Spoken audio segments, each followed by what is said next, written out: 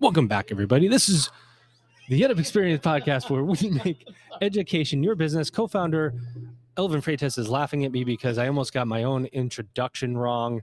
But that's what happens after you podcast for a full day here at Jenzabar Jam 2023 in Orlando, Florida, at the beautiful Palm Resort, Gaylord Palm Resort. We are talkative. We are ready. I haven't had as much caffeine as I typically do, so we're going to keep rolling regardless because you have to live in the now. So we're going to have a great conversation. I've got a first-time guest co-host. I'm going to bring him in right now. He is Steve Kurge. He is VP of Enrollment Marketing at Spark 451, a Jenzabar company. Steve, what's going on? Hey, Joe. How are you? I'm good. Did you know you were going to get an applause for to end the day? I'm disappointed it wasn't louder. We're going to turn it up. Elvin, can you cheer for him a little bit, please? Yeah. There we go. Thank you. Thank you very much. We've got a lot of to talk about. So instead of me bloviating here, I'm going to bring in my guest today. Here he is. He's Andrew Bressette. He is VP of Enrollment Marketing at Barry University, BERRY University. How are you, Andrew? Doing well at the end of the day. Yeah, so you have a lot of energy. I appreciate that. And I had a lot of coffee this morning. Yeah, so more than me. I wish I had as much as you. I will tell you that. Well, let's talk enrollment. All right. Who cares about enrollment? Enrollment doesn't matter for colleges and universities, does it? I mean, what's tuition revenue? It is a challenge these days, but I hear you've been having some great successes at Barry University. Tell us, first of all, where is Barry University? What's special about Barry University, and how you guys doing? And first, a quick correction. It's Barry College. Barry College. Oh, well, that's good. Mount Berry, Georgia.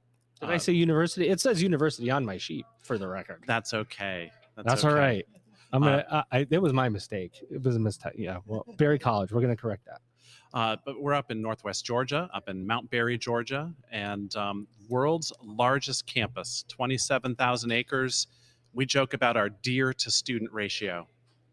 Which is what? 12 to 1. 100%. Wow. I like that. 12 to 1. It's very accurate of you, Andrew, I have to say. So this is a massive land mass that we're talking about here. Can you put it in a context for us? Because you did that before the episode, Barry College. Our campus is actually twice the size of the island of Manhattan. Wow. And then how many Disneys? I heard Disney. I think we've calculated 5 Disneylands would fit on our campus if you flattened it out. That is actually pretty incredible. So I'm assuming there is a lot of land and a little bit of buildings going on. A lot of land. We also, our largest major is animal science. So dating back to our founding, we have cattle, we have dairy, we have chickens. So we have a large agricultural program, which is unique for a small liberal arts college. How many students are we talking? We're about 2,200 students. Wow. 2,200 undergrads. So you must have the students coming to Barry University, Barry College. See, I already fixed it. To experience the outdoors. I mean, you must have. There's. I'm sure. Do you have water and lakes and streams and all that? We have lakes and streams. We have our own reservoir that Henry Ford built for us in the 1920s. About 200 hiking, biking, horseback riding trails all over the mountain. So it's a great place for students who like to be outdoors. All right. Well, that was impressive. Talk about enrollment a little bit. What's going on? How are you guys doing? Going up, going down, going flat? So I'm almost embarrassed to say enrollment for us has been good, which is not what Amazing. you normally hear. Yes, thank you. But we've worked really hard at it. I am not actually your typical enrollment VP. I'm a chemist by training, came to Barry as faculty, and kind of moved into academic administration, then enrollment, mostly because I'm a closet analyst, I think. So that very analytic mind earned me a promotion to VP for enrollment. And so I think for us, for me especially, really, how do we use data to inform what we're doing and not just wait until the end of a cycle to look backwards and say, what should we have done differently? But through the year, what can we be doing now to end up where we want to be? Nailed it. Steve, I want to bring you in because marketing is so important here. I mean, messaging, it's crowded, it's competitive, it's can get expensive if you don't know what you're doing. If you're not looking at the data, boy, you could start throwing $20 bills out the window, driving down the highway real fast. For sure. I mean, what does it take these days to manage marketing and enrollment effectively to get the desired result? Yeah, I think, Joe, it's a good question. I think the schools that we're seeing succeed are emphasizing a couple pieces. One would be hyper personalization. Ooh, what does that mean exactly? I love that. Yeah, it means talking to students about things that matter to the most. So, as Andy mentioned, being good with data, being good with your information, and knowing what a student is interested in, and actually engaging them about that. So less blanket messaging, like come to my university, and more That's right. specific messaging for That's the right. potential student type that you have. That's right. Lots of dynamic content. We use lots of dynamic content across the board, and we're able to do that in any school's CRM. But it's certainly a cornerstone for our approach. I think another one is engaging parents. The schools that we are seeing tremendous success with are engaging parents at a much earlier level in the process. I think it's a security blanket that we've had for schools to say, oh, well, we don't really get parents' contact information until the student is applied or been admitted. The reality is that we have tools to empower them that they could overnight increase their parent data, that they could communicate with parents of prospective students overnight. So it's money that is well spent, because then they can start entire engagement streams just for parents. I love this already, because typically when you ask people about enrollment, and your answer was atypical, because we talk about enrollment here all the time, and I say, hey, how's it going, Andrew? Tell me about enrollment. Right? It's this, it's rare to find institutions that are growing. How are you doing it? And data can't be it, right? We can look at data. There's lots of data. There has to be is it the communication of the value proposition? Is it the space? Is it, what's the, when you what's think the about secret? it, I mean, at the lead generation, it really is the marketing that gets you set off. And, everybody wants to talk about their student to faculty ratio, or here's our list of majors. But you got to get out there with what's distinctive. What do you offer that others don't? Or here's the base offerings that you're checking their boxes. And now if you come to Berry College, we're also going to give you this or this. For us, it's our LifeWorks. Every student's guaranteed 8 semesters of paid professional development over the course of their 4 years at Berry.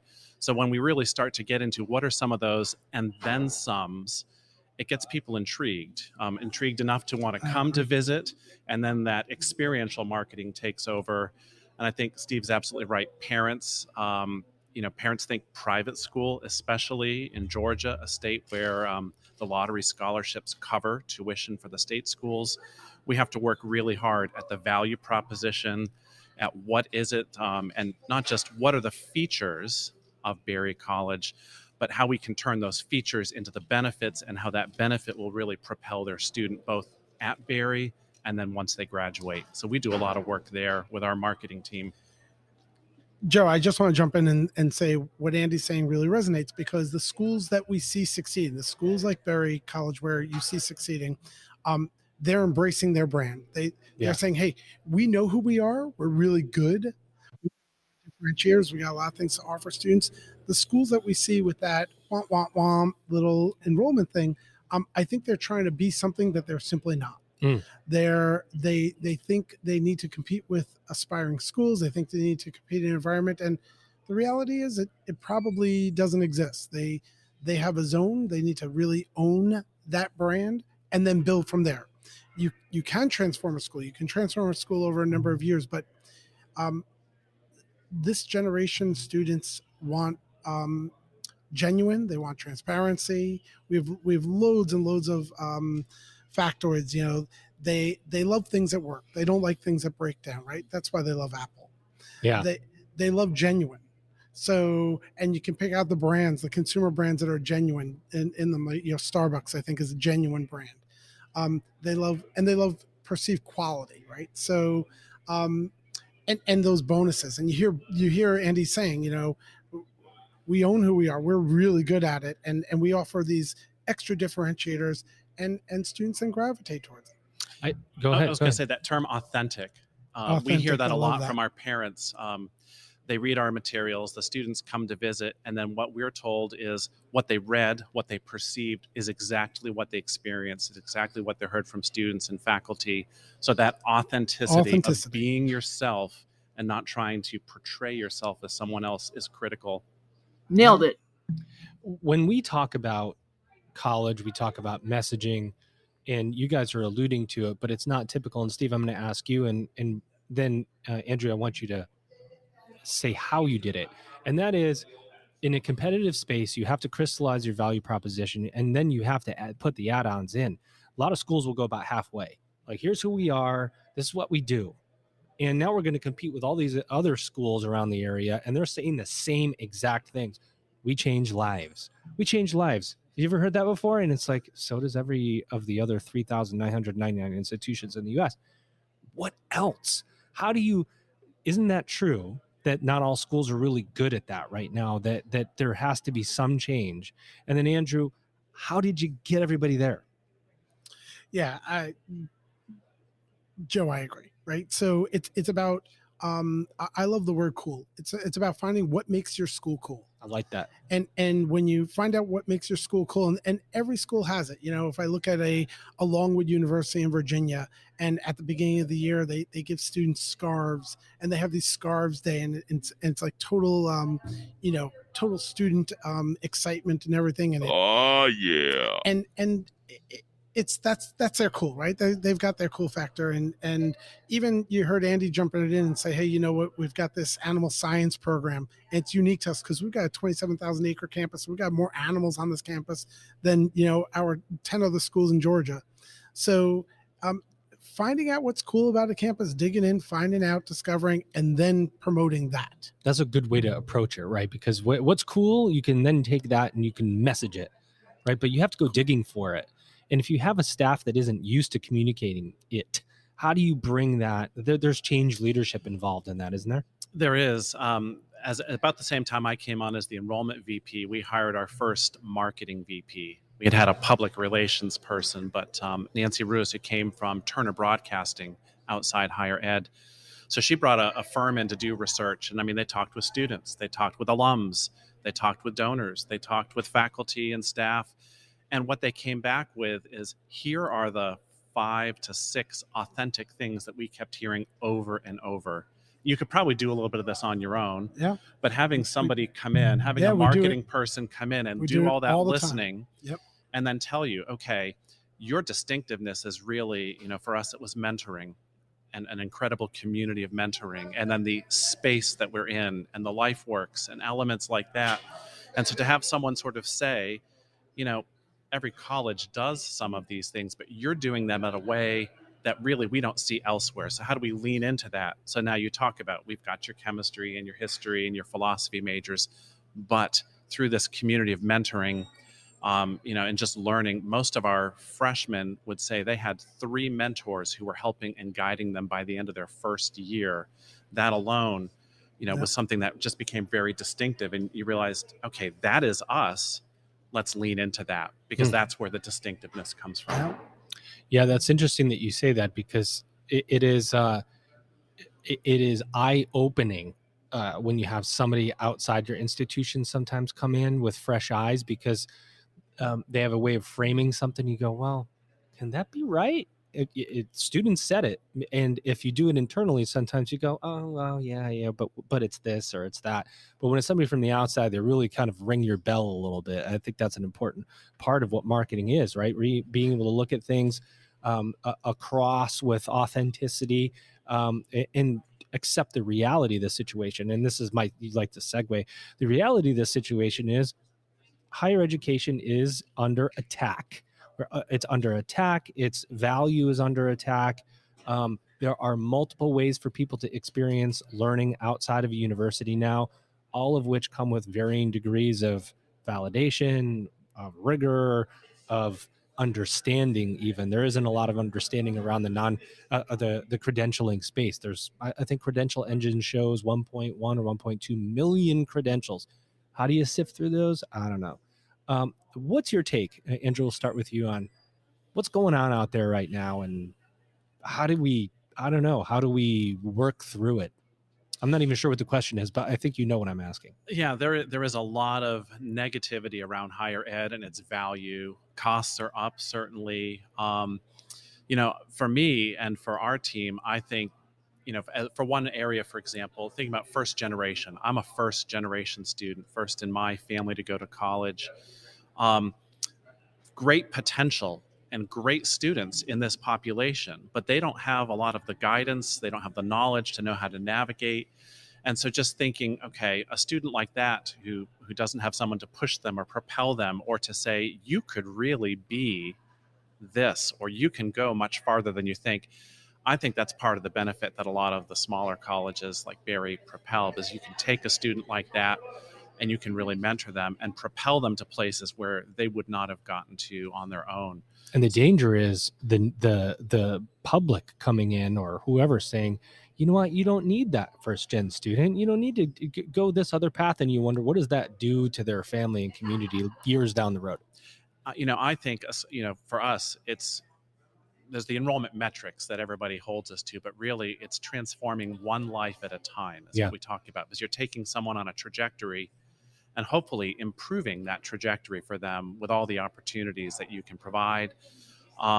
And then if you're doing that well and you're getting them to graduation with minimal debt and, getting them, again, to that graduation line, which isn't always true across the board, then you really are, I think, propelling and changing lives. That's a fact. That's a fact. Steve, what do you think about that? Look, you guys struck a chord for me. So sing it, Steve. Tell us. Put aside the academic program. I don't care about the industry. I don't care about the program. There's something that higher ed delivers that there's only one space for, and it's in higher education, and that is the discipline, teaching discipline to get through something. Right? There's the idea that a student can come out of high school, student can at any age can come into an environment and be told, hey, this thing stinks. What you just did is not good. You didn't put forth your best effort, but you got another chance. You can go back. You can work harder at it. You can improve in this class. But somebody there who's more educated in that topic and says, this could be better. Quite honestly, I don't think companies want the responsibility. They don't want the responsibility of and then telling them first time, hey, you know what? This work that you're doing for us is not good. We put a lot of money into you. It's not good, right? They want somebody who has shown the discipline to get through something, and then they know that they'll stick through it in their job. And then for me, look, serious lives and serious goals and serious careers requires a serious commitment. I think the idea that you have online schools selling things like, hey, college at your own pace, whenever you want. Joe, it's whenever you want. I'd like you to name me the industry from truck driving to nursing to engineering to business where you can just do something at your own time. Say, you guys told me for 3 days that my podcast here is at 4:45 p.m. I couldn't say, I think I'm going to do it at 5:10. I'm taking a rest at 4:45. That's an interesting perspective, I have to say. It is. So for me, the idea, this is like an Instagram life. We just want to show you the fun parts. It's college at your own time, but nobody actually wants to say, let's stay outcome focused. Let's make a serious commitment, get through the discipline, stay outcome focused, and ultimately your career trajectory is going to be more successful. And, a key benefit of being in college and, building off that is it's a place where you can take the opportunity to try some things and fail forward. I love that. Right. No one likes to talk about going to college to fail. So I'm not talking about grade wise, but if you try a major and it's not for you, that's okay. You've learned something. And you're still there. And you're still there because, for us, we have this great mentorship that's going to help you find, the next. If you're running one of our businesses that students run, you're learning a lot about running a business. If that's your thing, it gives you the opportunity to try a marketing thing, and it's going to work or it's not. You're going to learn something.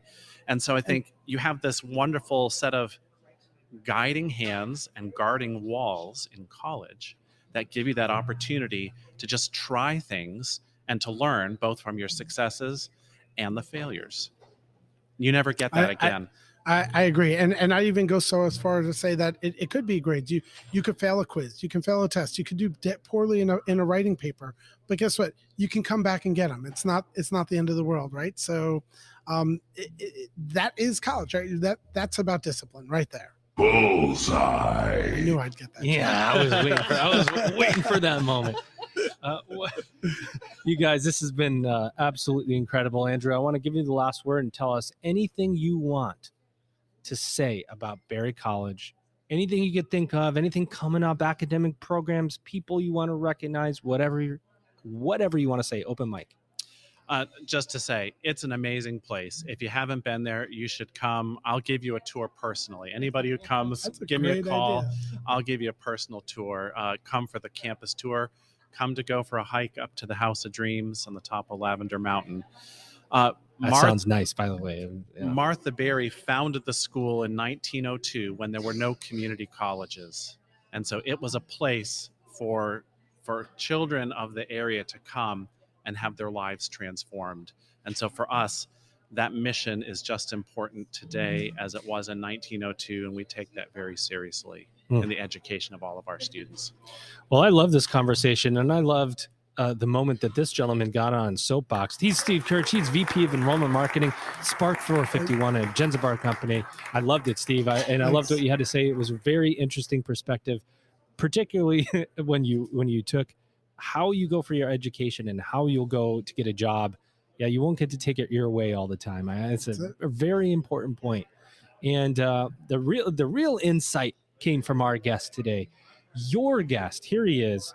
He's Andrew Bressette. He is VP of Enrollment Marketing at Berry College. Did you enjoy yourself today, gentlemen? Great experience. Absolutely. Time went too fast, didn't it? It did. It did. Well, ladies and gentlemen, you've just EdUp'd.